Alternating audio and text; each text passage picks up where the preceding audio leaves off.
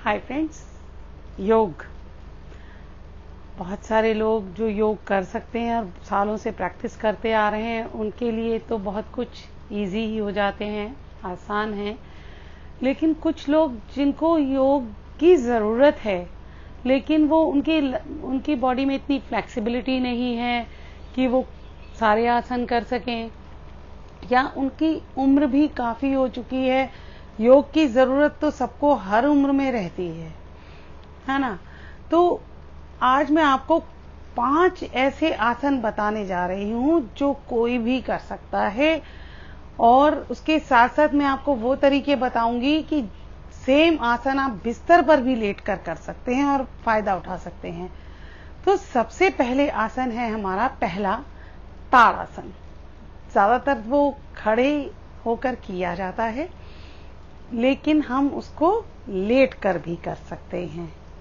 हाँ, उसमें आपकी पूरी बॉडी की अलाइनमेंट सही ढंग से हो सके, ऐसे बेनिफिट्स रहते हैं। अगर हम लेट कर करते हैं तो हमारा जो फीट होता है, यानी सोल होता है, उसमें थोड़े से वो जो बेनिफिट्स होते हैं वो नहीं मिल पाते हैं। वही बेनिफिट्स हम अपने पैर को इस तरह रखकर, जमीन पर या बिस्तर पर ही रखकर सेम फीलिंग्स ले सकते हैं। जैसे आपकी एड़ी है, आपने एड़ी को फील कीजिए। आपका पंजा है, आगे वाले पोर्शन को कीजिए। बीच में जो आर्च होता है उसको फील कीजिए।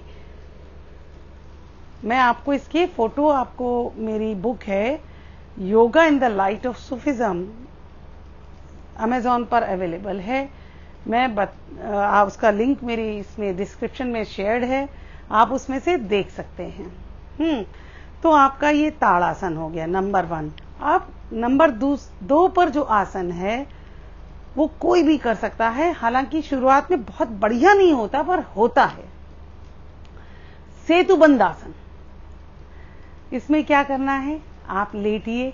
हाँ, उसकी भी फोटो आपको मेरी बुक में मिल जाएगी, और नहीं तो आप गूगल पर सर्च भी कर सकते हैं सेतुबंध आसन, ब्रिज पोज। हाँ, उसको करिए।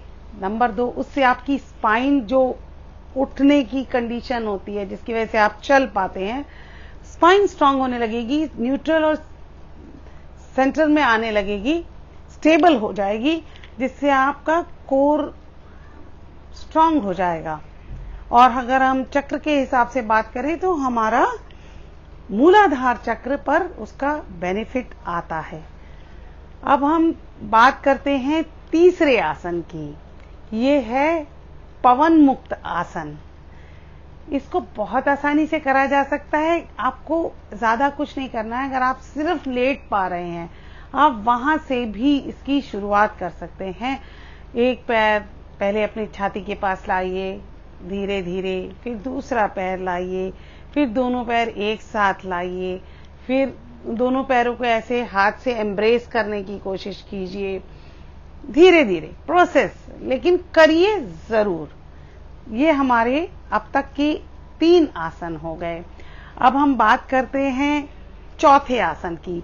ये आपके अगेन रूट चक्रा, स्वादिष्ठान चक्रा पर बहुत इफेक्टिव है, और साथ के साथ आपका जो पेल्विक एरिया है, यानी कमर का एरिया, जो बैक, लोअर बैक, उसके लिए, उसको ओपन करने के लिए बहुत अच्छा है, रिलैक्स करता है। जिस तरह से हमने वो सेतुबंध आसन किया है, इसको हम क्या बोलते हैं,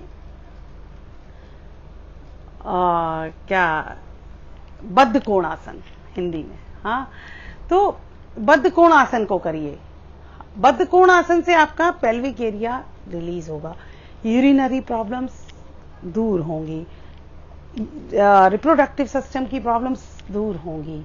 हाँ, और रिलीज होने से आपकी लोअर बैक में बहुत आराम मिलेगा, आपको चलने में दिक्कत नहीं होगी, स्टिफनेस जाएगी। ये हमारे 4 आसन हो गए, बहुत आसान है। आप जिस भी पोजीशन में हैं, सपोर्ट लीजिए, कैसे भी करिए। जैसे शुरुआत में आप ये बद्ध कोणासन नहीं कर पा रहे, तो अगर आपका नी रिप्लेसमेंट हुआ है तो आप इसको मत करिए, अदरवाइज आप कर सकते हैं। जितना बेंड होता है उतना पहले एक पैर को बेंड करिए, फिर दूसरे पैर को जितना बेंड हो सकता है उतना करिए। अब दोनों पैरों को मिला लीजिए इस तरह से, दोनों सोल्स को इस तरह से मिला लीजिए और अपने दोनों घुटनों के नीचे सपोर्ट रख लीजिए ताकि वो रिलैक्स हो जाए, रिलीज हो जाए, है ना। तो सेतु बंद, ये आपका बद्ध कोणासन हो गया। अब पांचवा आसन जो कि बहुत इंपॉर्टेंट है और इन सारे आसनों को वो मजबूती देता है, वो है शवासन। शवासन पहले भी करिए और बाद में भी करिए, हर आसन के बीच में भी करिए।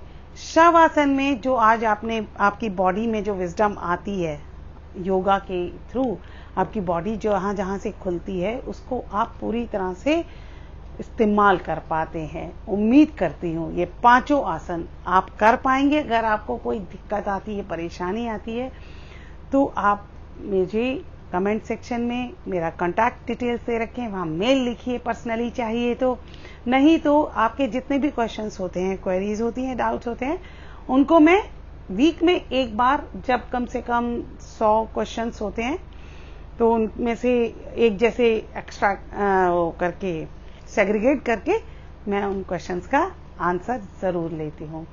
तो जुड़े रहिए और फायदा उठाते रहिए। Bye bye.